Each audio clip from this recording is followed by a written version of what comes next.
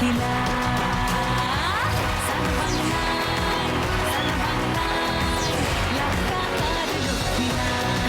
নমস্কার, শুভ সন্ধ্যা, good evening and welcome to lakh টাকার লক্ষ্মী লাভ সিজন 2। আজ একটা দারুণ পর্ব হতে চলেছে, কারণ আজ 4 দারুণ মা লক্ষ্মী আসছেন। আজকের এই আগামী 1.5 ঘন্টা আপনাদের আমাদের ছোটবেলা, আমাদের স্কুলবেলা, আমাদের মেয়েবেলায় ফেরত যাব।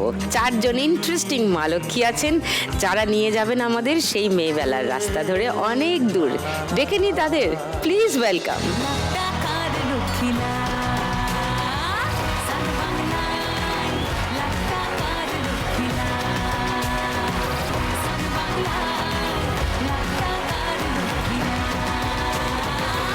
নমস্কার, হ্যালো, সবাই ভালো আছো? হ্যাঁ, ভালো আছি।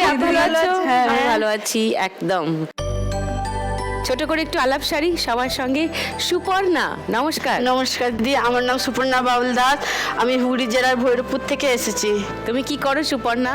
আমি মহানাথ হাই স্কুলে পেয়ারা মাখা, কয়েকবেল মাখা, কামরাং মাখা এসবের ব্যবসা করি। ওফ, আমার জিভে জল। ও বাবারে, কেউ সামলাও। হারিয়ে যাওয়া সেসব সোনা ঝরা সোনালি দিন, মাগো। আমি তো এক লাফে আমার স্কুলের গেটের সামনে পৌঁছে গেলাম মনে হচ্ছে। লাভলি। সুপর্ণা, এগুলো টেস্ট করে দেখা যাবে তো? হ্যাঁ, থ্যাংক ইউ।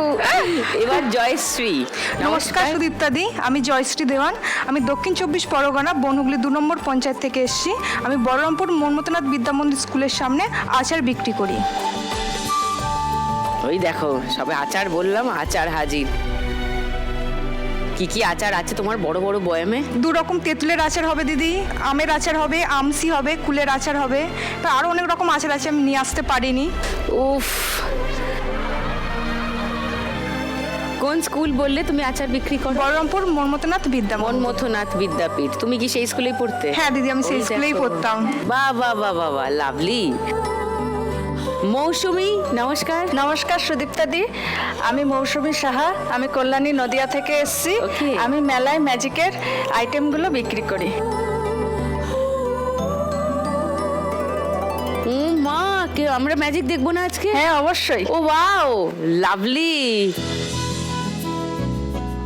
আর আমার বাবা খুব ভালো ম্যাজিক দেখাতেন, মানে ওটা ওনার প্রচন্ড একটা প্যাশন ছিল। আচ্ছা। আমার ধারণা আমার বাবা অভিনেতা না হলে ম্যাজিশিয়ানই হতেন, প্রফেশনাল ম্যাজিশিয়ান। তো সেই সব দেখবো আমরা আজকে। হ্যাঁ হ্যাঁ, magic? নিশ্চয়ই দিদি। লাভলি। ডালিয়া, নমস্কার ডালিয়া। নমস্কার সুদীপ্তাদি, আমি ডালিয়া ঘোষ পোদ্দার বলছি। আমি অশোকনগর উত্তর 24 পরগনা থেকে এসেছি। আমি বাচ্চাদের খেলনা বাড়িতে তৈরি করি। বাড়িতেই তৈরি করো? হ্যাঁ। নিজে তৈরি করো? না, মানে লোকের থেকে নিয়ে এসে নিজে বানাই, মানে ফিটিং করি। বানাও তুমি? আমি বানাই। ওকে। আর এগুলো সব মেলায় বিক্রি হয়? হ্যাঁ, হ্যাঁ। বাবার পাঞ্জাবি ধরে, মার আঁচল ধরে কত টেনেছি। দাও না দাও না, কিনে একটা দাও না দাও না। আগে ছোটবেলায় এগুলো বেশি আমরা খেলতাম, এখন তো সব মোবাইল টোবাইল হয়ে হ্যাঁ, গেছে। আজকাল বাচ্চারা কেউ খেলনাতে ইন্টারেস্টেডই নয়। না, একদমই অদ্ভুত না। লাগে না? হ্যাঁ, কিন্তু খেলনাগুলো নিয়ে কি সুন্দর আমরা, মানে রান্নাবাটিও খেলতাম, বন্দুক টন্দুক খেলা, এইসব টুকি বাজানো পুতুল খেলা খেলতাম। এখন আর পুতুলের এগুলো- বিয়ে হতো। হ্যাঁ, হ্যাঁ। আমার মেয়ে পুতুলের সঙ্গে তার ছেলে বিয়ে হবে। লোকজন ডেকে মালা ফালা পরিয়ে রান্না বান্না, আমার মা লুচি বানাচ্ছে, পুতুলের বিয়ে হবে। ও বাবা, সে মানে একটা বড় ঘটনা ছিল। আজকালকার বাচ্চারা পুতুলও খেলে না, পুতুলের বিয়েও দেয় না, পুতুলের জন্মদিনও হয় না, না। কিছুই হয় না, কোনো অনুষ্ঠান হয় না। মানে পুতুল নিয়ে যে কত রকমের ইমাজিনেশন, সেসব কিছুই হয় না। না, তুমি মানে ছোটবেলায় ফিরিয়ে দিচ্ছ সবাইকে আর কি। ওকে, গুড। তাহলে আজকে আমাদের নস্টালজিয়ার ট্রিপ ভালোই হবে মনে হচ্ছে। আমাদের মেয়েবেলায় ফেরত যাওয়া। এই শোটা দেখো তোমরা? হ্যাঁ দিদি, সবাই দেখো? হ্যাঁ একদম। তোমরা আমাকে নস্টালজিয়া ট্রিপ দিচ্ছ, আমি তোমাদের একটা নস্টালজিয়া ট্রিপ দিই। 4 জনকে নিয়ে ফার্স্ট রাউন্ডে আজকে খেলবো নোট দিয়ে যায় চেনা। খেলা শুরুর আগে সুপর্ণার কাছে একবার আসি। তোমার এই স্কুলের গেটের সামনে দোকান কত দিনের? 7 বছর ধরে দিদি ব্যবসা করছি। 7 বছর। ওকে। তার আগে কি করতে? তার আগে হাউস ওয়াইফ ছিলাম। আচ্ছা, তারপরে হঠাৎ তাহলে এই দোকান দিলে কেন? স্বামী মাঠে দিনমজুরের কাজ করতো, সংসার চলতো না, দিয়ে স্বামী ঠিক করে তাহলে দুজনে মিলে ব্যবসাটা করি, চলো দুজনে মিলে আজকে 7 বছর ধরে ব্যবসাটা ও, করছি। তোমার স্বামীও এটা তোমার সঙ্গে হ্যাঁ, যান? আমার সঙ্গে ছিল। ও, হঠাৎ শ্রাবণ মাসে 4 তারিখে স্বামীর ব্রেন স্ট্রোক হয়ে গেল, প্যারালাইজ হয়ে গেল।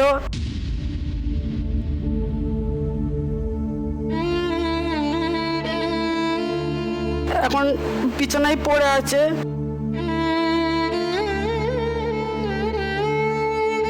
আমাদের একটা টোটো ছিল, টোটোটা নিয়ে মহানদী স্কুলে যেতাম ব্যবসা করতে। সেই টোটোটা স্বামীর চিকিৎসা করার সময় বিক্রি করে ফেলেছি।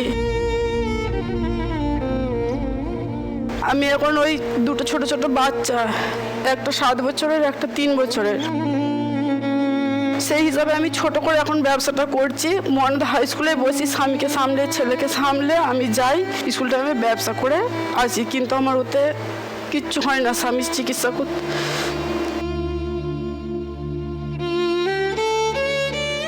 কিন্তু উনি নিজে কিছুই করতে পারেন না, তার মানে? নিজে কিছু করতে পারে না, বিছানায় একদিকটা পড়ে গেছে। হ্যাঁ কিন্তু সেটা ফিজিওথেরাপি? হ্যাঁ, ফিজিওথেরাপি চলছে। আমি এই ব্যবসার উপরে সংসারটা চালাচ্ছি। তোমার একদিনে রোজগার কত হয় সুপর্ণা? মাল বেশি তো তুলতে পারি না, আগে 600-700 করে হতো। এখন মাল যেহেতু কম হয়ে গেছে, আমার 300 টাকা বিক্রি হয়, কিন্তু স্বামীর 300 টাকা আমার ব্যায়ামে দিতে হয়। যদি 300-350 হয়, আমি 300 স্বামীর পেছনে রাখি, কিছু আমার ফ্যামিলিও সাহায্য করে, ওতে আমার সংসার চালাতে হয়। ওকে। কেউ এসছেন বাড়ি থেকে? হ্যাঁ, আমার জেঠুর মেয়ে এসছে, কাকুর জামাই এসেছে। ও আচ্ছা, নমস্কার। সুপর্ণা যেখানে ওর দোকানটা দেয় তার ছবি দেখাই একটু সবাইকে। ওই টিফিন টাইমের আগে এগুলো বানিয়ে রাখো। বিক্রি বাটা হয় ঠিকঠাক? মোটামুটি 300-350 এখন হয়। Girls school? গার্লস বয়েজ দুটো। Boys school. ওকে, এইটাই তোমার দোকান? হ্যাঁ এটা তুমি এসে সেট আপ করো রোজ? হ্যাঁ, করে এই দোকানটা দাও? কতক্ষণ এটা রাখো খোলা? সকাল 10টা থেকে 3টে পর্যন্ত রাখি। আর ওর ফাঁকে আমার বাড়ি থেকে স্কুল খুব কাছে, 5-10 মিনিটের রাস্তা। আমি যাই বাড়িতে, স্বামীকে দেখে আসি, ওদেরকে বলি কাকু একটু আমার দোকানটা দেখবেন, আমি বাড়ি থেকে আসছি। ওরা বলে ঠিক আছে বোন তুমি যাও। সবাই জানে যে আমার স্বামীর ওরকম হয়েছে, সেই হিসাবে দোকানটা ওদেরকেই দেখতে দিয়ে যায়।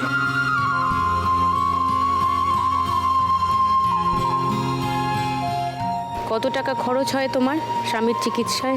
স্বামীর এখন এই 4 মাস হচ্ছে চিকিৎসা করছি। 7 মাস যখন হবে, স্বামীর রোগটা মানে শ্রাবণ মাস থেকে হয়েছে, তো মাথায় ব্লাড জমে গিয়েছিল, তো কোনো জ্ঞান ছিল না স্বামীর। কি করে হলো এটা?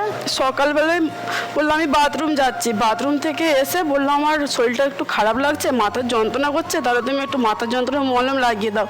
আমি মাথার যন্ত্রণার মলম লাগিয়ে দিলাম। এবার আমি বাড়ির কাজ করছি, আমার দুটো ছোট ছোট বাচ্চা। তারপর দেখছি একটা গো গো গো গো এইভাবে আওয়াজটা আসছে। আমি যে স্বামীর কাছে যে দেখছি হাত পা অটোমেটিক বেঁকে গেছে, জিভটা বেরিয়ে গেছে, চোখ বন্ধ, তাকাচ্ছে না। তখন আমি আমার ভাসুরটাকে ডাকি, পাশাপাশি আমাদের লাগালাগি বাড়ি। তখন এসে দেখি কোনো জ্ঞান নেই, চুচুড়াতে নিয়ে গেলাম। ওরা বলছে দিদি ভাই তোমার বয়স কত? আমি বললাম দাদা আমার 28। বলছে তোমার জ্ঞান নেই, তোমার স্বামী আর বাঁচবে না, তুমি এখান থেকে নিয়ে চলে যাও।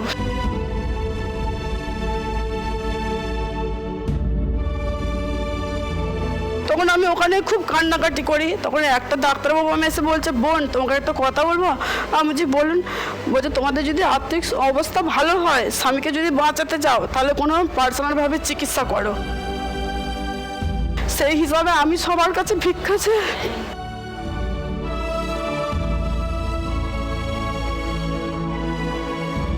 কাঁদতে কাঁদতে আমার সব ফ্যামিলিকে ফোন করে ডাকি, দিয়ে সবাই মিলে আমার স্বামীকে কলকাতা নার্সিংহোমে ভর্তি করে। রাতারাতি বলছে তুমি 60,000 টাকা জমা দিলে তোমার স্বামীর চিকিৎসা হবে।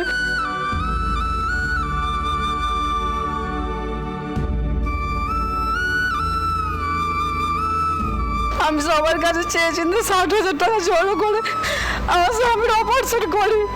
6 দিন কোনো জ্ঞান আসেনি।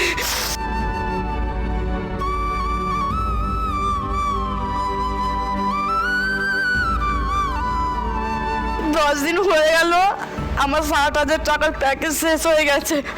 আমাকে নার্সিংহোম থেকে ফোন করেছে, বলছে তোমার স্বামীকে এখানে আর রাখা যাবে না। আমি ডাক্তারবাবুদের হাতে পায়ে ধরে বলে, বাচ্চা আমার ছোট ছোট দুটো বাচ্চা, আমার স্বামী ছাড়া আমার কেউ নেই।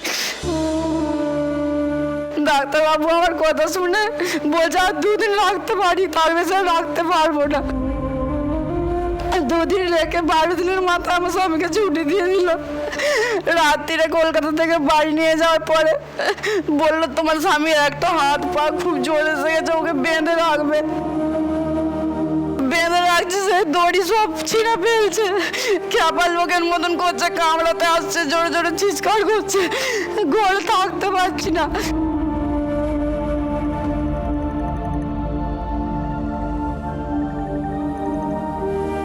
বাড়িতে নিয়ে এসে ডাক্তারবাবু ফোন করে প্রত্যেক মাসে চেক আপে আসতে হবে, না হলে তোমার স্বামী বাঁচবে না।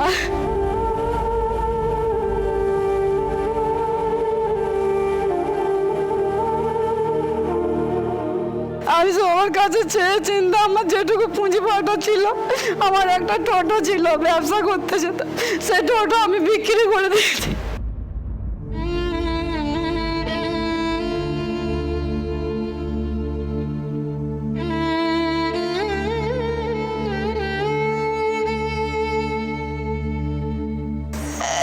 হায় হায়, শোনো একটা কথা বলি, আমি জানি না এই আচার বিক্রি, পেয়ারা বিক্রি তো খুব বেশি হওয়ার কথা নয়। না দিদি, 300 টাকা নিচে হয় না, ব্যায়াম করে 300 টাকা লাগে, ওটা হাতে পায়ে ধরে ওটা কমায় না দিদি।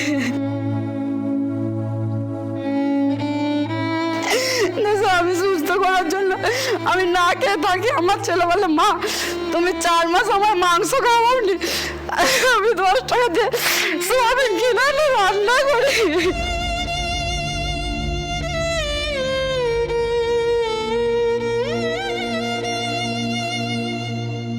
আমার ছোট ছেলে 3 বছর বয়স, ওর বয়সে পাশাপাশি বাড়ির ছিল না, স্কুলে পড়া বলবে মা মা আমি স্কুলে যাবো না।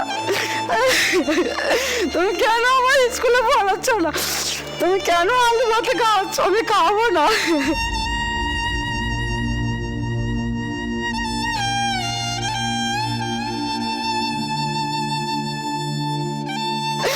আমি বলি বাবা তোমার স্কুলে যা রান্না দেয় তুমি তাই খাবে, সরকারি স্কুলে ভর্তি করেছি বড় ছেলেকে, স্কুলে মিড ডে মিল দেয়, ও খায়।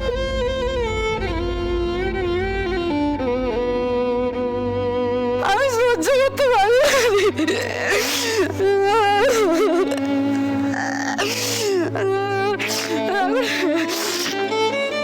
তখন অপারেশন করেছিল, এবার সার্জারি হবে 7 মাস পর। কিন্তু পরিস্থিতি তো জীবনে অ্যাক্সিডেন্ট তো বলে হয় না। হ্যাঁ, তোমাকেও শক্ত থাকতে হবে, কারণ 2 ছোট বাচ্চার দায়িত্ব তোমার উপর আছে, তোমাকে শক্ত থাকতে হবে, এত ভেঙে পড়লে হবে না, বুঝলে?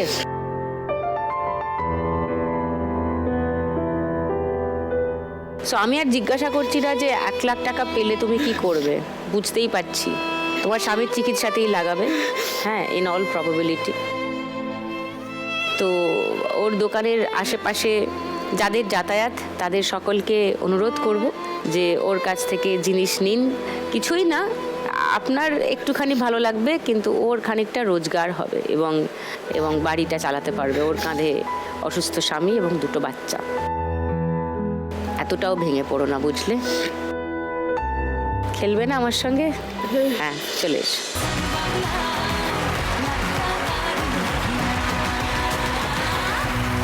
তোমার 1 মিনিট সময় শুরু এখন। এটা অনেক বড় নোট, অনেক বড় নোট, দেখে মারো, চটপট মারো, যা মারবে। এটা ওর থেকে একটু ছোট,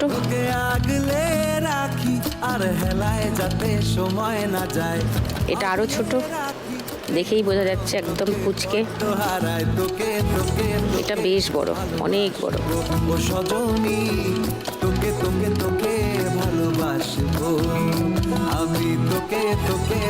এটাও বড়রই দিকে।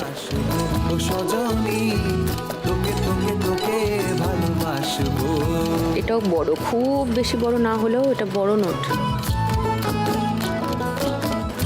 এটা আরো বড়। কিসের ভালোবাসা যদি এটাও বড়। পথ না লাগে। একটা মাঝারি নোট। কিসের ভালোবাসা যদি বদ্ধ না লাগে, বুক ভরা প্রত্যাশা যদি তোকে নিয়ে না জাগে, রাগ হলেও নতুন 1 2 3 4 চারটে বাকি রইল। 700 হয়েছে সুপর্ণা স্কোর ফার্স্ট রাউন্ডে।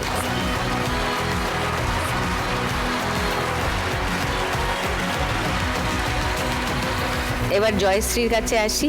আমরা 3 বোন। আচ্ছা, আমার বাবা মাছ বিক্রি করে রাস্তায় ঘুরে ঘুরে। এবার বাবার অসুস্থ হয়ে গেছিল, এবার তারপরে আমার মা ব্যবসাটা শুরু করেছিল আচারের আচারের ব্যবসা। দোকান। বহরমপুর স্কুলের সামনে বসতো। এবার বসতে বসতে এবার মারও হঠাৎ বাতের ব্যথা হয়েছে, এমন মানে বেশিক্ষণ দাঁড়িয়ে থাকতে পারে না দিদি, বেশিক্ষণ বসে থাকতেও পারে না। এবার সেই জন্য এবার ব্যবসাটা বন্ধ হয়ে যাবে, সেই জন্য আমি আমার মায়ের সাথে মাঝে মধ্যে গিয়ে দেখতাম, দেখে দেখে কিছুটা মানে শিখে গিয়ে তারপর আমি 5-6 মাস হচ্ছে আমি আমার মার জায়গাটা নিয়েছি। ও, তুমি কি বড় বোন? না, আমি ছোট। তুমি সবচেয়ে ছোট? হ্যাঁ, আমার দুটো তোমার দিদির দুই বিয়ে দিদি হয়ে আছে। গেছে দিদি। বিয়ে হয়ে গেছে। তোমার বিয়ে করার প্ল্যান নেই?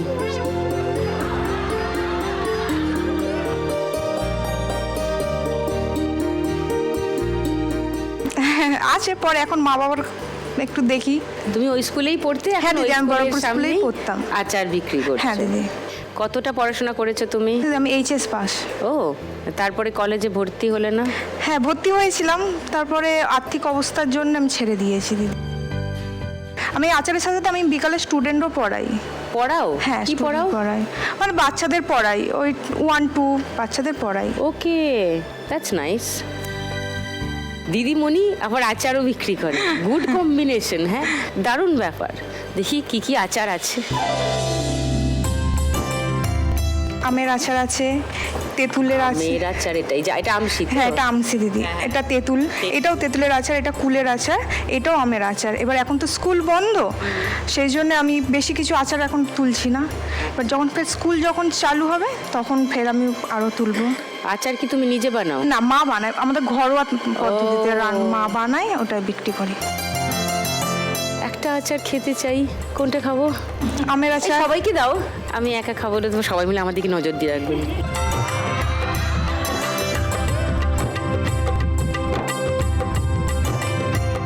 ওরে বাপ রে, তো আজকে রাতের খাবার কাল সকালের খাবার সব দিয়ে দিয়েছে। এটা হচ্ছে কুল? না, ওটা তেঁতুল। ও তেঁতুল। হ্যাঁ। উফ, জয় মা।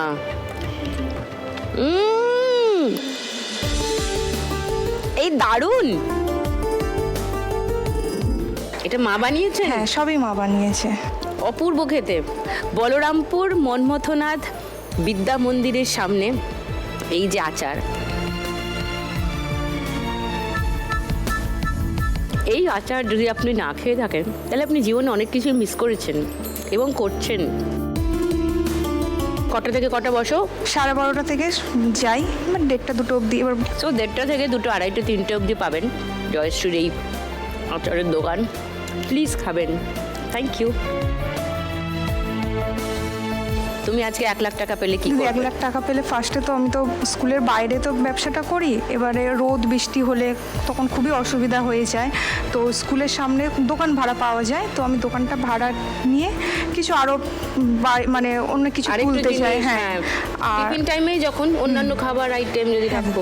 আর কিছু টাকা থাকলে বাবা তো মানে এতে ঘুরে ঘুরে মাছ বিক্রি করে, প্যাটেল সাইকেল নিয়ে, বাবারও তো বয়স বাড়ছে, কষ্ট হয়, তো আমি একটা মোটর সাইকেল কিনতে চাই, যাতে আর Scooter? হ্যাঁ, যাতে আর প্যাটেল করে না ওনাকে না বিক্রি করতে হয়। ঠিক আছে, হয়ে যাবে, দেখা যাক। এসো আমরা ফার্স্ট রাউন্ডটা খেলি, এসো।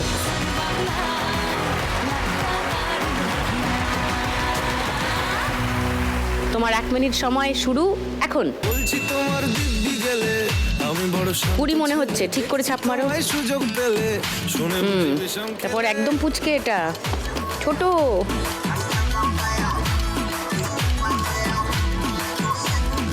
বলছি তোমার দিব্যি গেলে আমি বড় শান্ত ছেলে, দেখছি তোমায় সুযোগ পেলে শুনে বুঝি বিষম খেলে, পড়ে গেছি ইস্কেতে, আছি বড় রিস্কেতে, খালি অনেক বড়, অনেক বড়। যদি মিষ্ট সে রাগারাগি কম করে, মনটা নরম করে, এসএমএস হলেও যদি বলতো আমায় এসে আসুন কেন বাসুন ভালো লাগে না যে আমার ও ক্ষতি কি বলো করেছি বলো তোমাকে দু একবার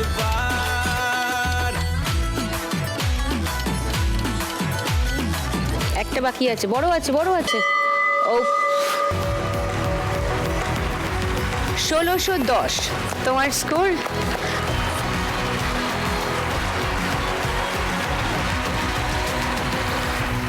মৌসুমীর ম্যাজিক দেখানোর গল্প শুনি একটু।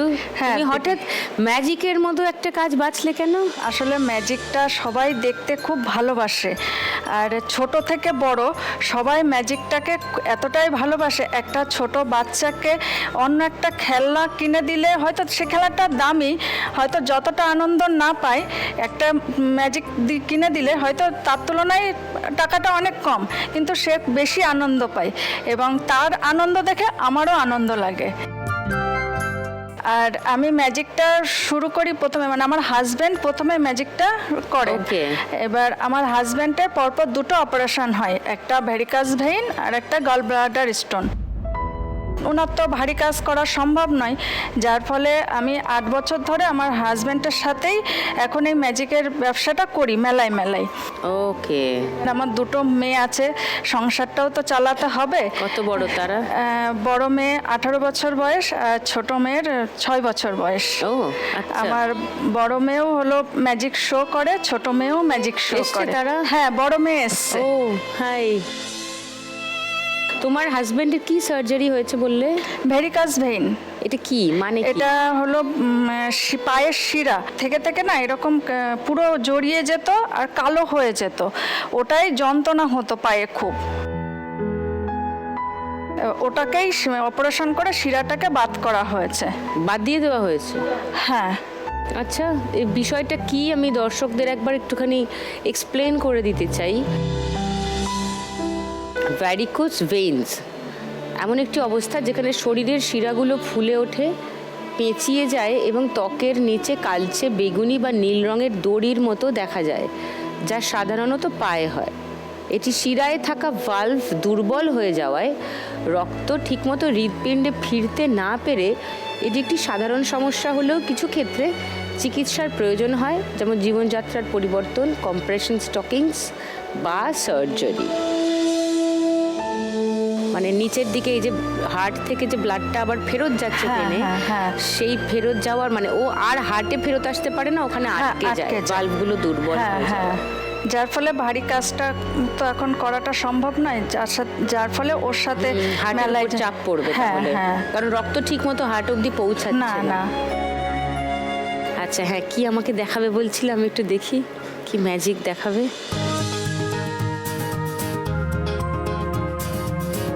এটা একটা দুধের বোতল। এবার আমরা দুধ খেতে কেউ কেউ পছন্দ করি, কেউ কেউ পছন্দ করি না। দিদি, আপনি পছন্দ করেন? না, আমিও পছন্দ করি না। তো আপনি এই দুধটা একটু খেয়ে নিন।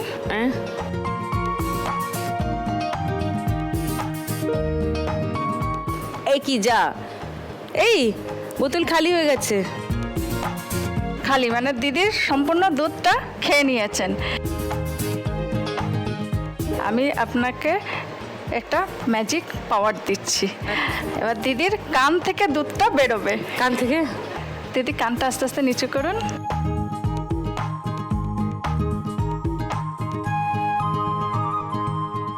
দুধটা চলে আসলো আবার বোতলে। বাহ, অপূর্ব।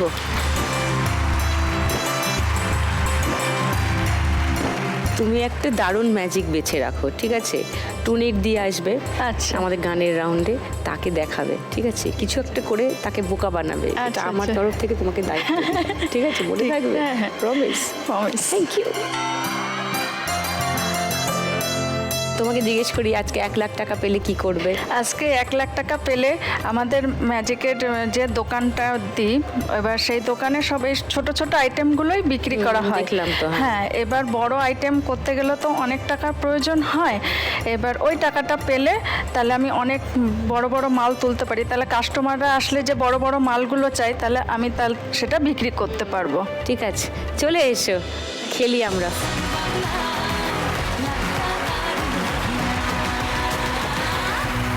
তোমার 1 মিনিট সময় শুরু এখন।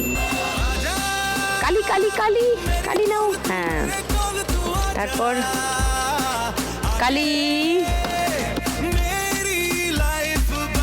ছোট আছে।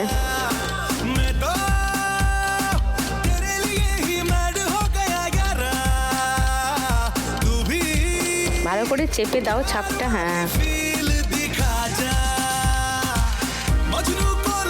যাতে বোঝা যায়। হ্যাঁ,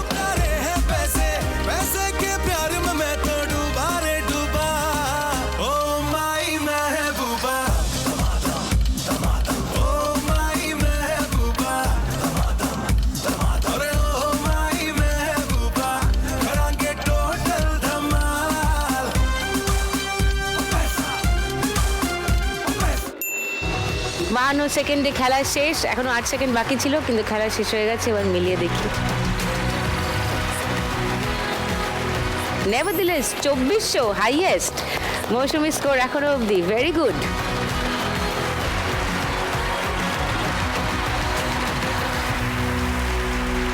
ডালিয়া, ডালিয়ার কাছে আসি।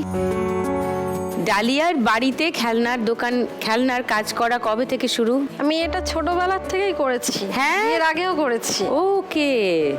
আমি করতাম, মা করতো, করে পড়াশোনার খরচাটা যাই হোক করে চালিয়েছি। ও, চালানোর পরে তারপরে শ্বশুর বাড়ি গেলাম।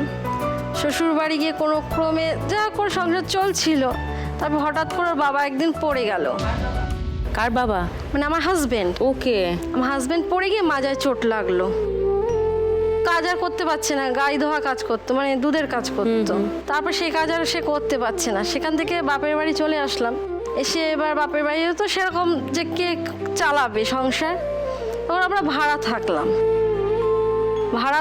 ও কোনো রকমে ওই কোম্পানির টোটো চালায়, যা করে ওই ঘর ভাড়াটুকু আর খাওয়া খরচাটা ও চালায়, আর বাদ বাকি তো পারে না।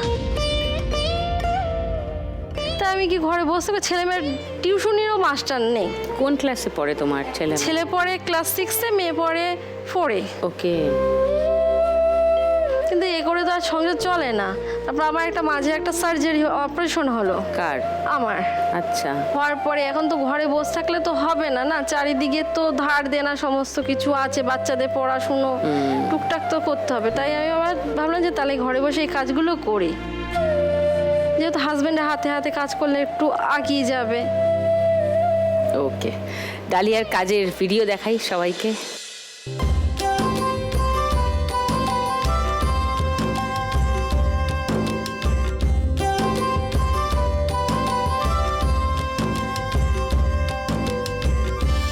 তুমি সব স্ক্রু দিয়ে ফিট করো এদের? হ্যাঁ, ওটা ইঞ্জিন। এই একটা পুতুল বানাতে মোটামুটি 5-10 মিনিট তো লেগেই যায়, বেশি লাগে? বেশি সময় লাগে না। সারাদিনে কটা বানাও? সারাদিনে 144 পিস হয়। কোনো এগরোস? হ্যাঁ, কোনো দিন 100টাও হয়। তো এগরোস করলে কত টাকা পাও? এক একটা মালে এক এক রকম রেট দেয়। কোনোটা 40 টাকা, কোনোটা 60 টাকা এরকম দেয়, 20 টাকা এরকম দেয়।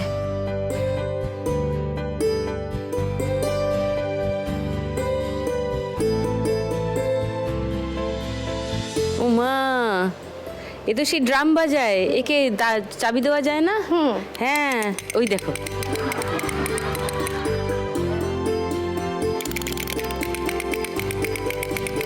বাহ বাহ, থামো। আচ্ছা, ও এরা সবাই বাজায়। এটা হলো বাস আর এটা হলো খরগোশ। এটা টানলে পিছন দিক থেকে দড়ি টানতে, তারপরে ও এগোতে থাকবে তো? ওটা ওই জায়গাটা, এই জায়গাটা স্লিপ কাটবে, ওই জায়গাটা দিলে এখানে? হ্যাঁ হ্যাঁ হ্যাঁ। আচ্ছা, দেখি। অনেকটা দড়ি আছে।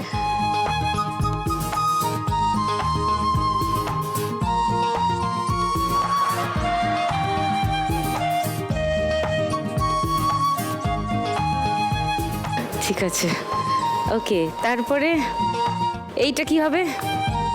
এটা বাস। এ যায় কোথাও? মানে নিচে ঘষে ঘষে যেতে হবে। ও হ্যাঁ, ও হ্যাঁ। ওই পিছনটা একটু বাসটা যেরকম খাড়া করে, হ্যাঁ হ্যাঁ।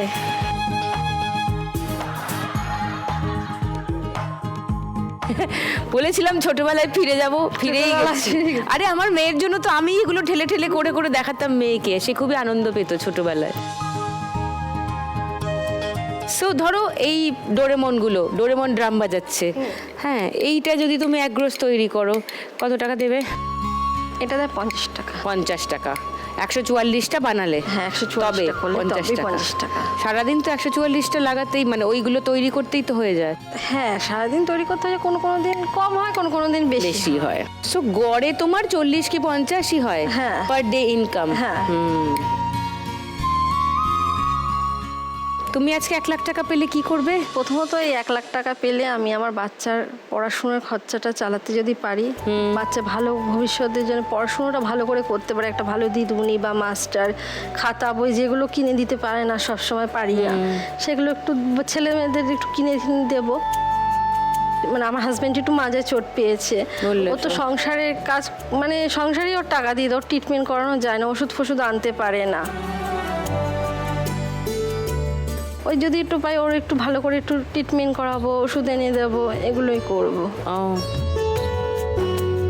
তোমার বাড়ি থেকে কে এসছেন? মা এসছে, বাবা এসছে, ওটা আমার হাজব্যান্ড। ও আচ্ছা আচ্ছা। আমার মা বাবা রোজ আপনার এই শোটা দেখে, হ্যাঁ, খুব ফ্যান। আমার বাবা তো বিরাট, বাবা মা খুব। রোজ বসে বসে কাজ করি আর দেখি। কি কাজ করে? এই যে আমার এই কাজ ও, এইটাও মাও করেন? হ্যাঁ, মাও করে। আচ্ছা, 1999 সাল থেকে আমার এই কাজ। ওরে বাবা, অনেক দিন ধরে। হ্যাঁ, মানে ওই she's a তখন pro. থেকে আমার আগে ও মানে কাজটা দেখেছে, হ্যাঁ, বললো তো দেখে আমাকে ছোটবেলা এসে থেকে বলেছে, সেই থেকে আমি বাড়িতে নিয়ে আমাকে বাড়িতে নিয়ে যায় বাড়ি থেকে, আমরা শুধু মেকিংটা সবাই মিলে এগুলো তৈরি করে রাখেন। ঠিক আছে, তো 1 লাখ টাকা পেলে ছেলে মেয়ের পড়াশোনা আর স্বামীর চিকিৎসাটাই করাবে, রাইট?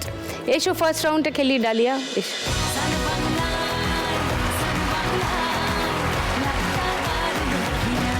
চলো ডালিয়া, তোমার 1 মিনিট সময় শুরু এখন। অনেক বড় নোট আছে প্রথমটা, তুমি 10 টাকা স্ট্যাম্প নিয়েছো হাতে।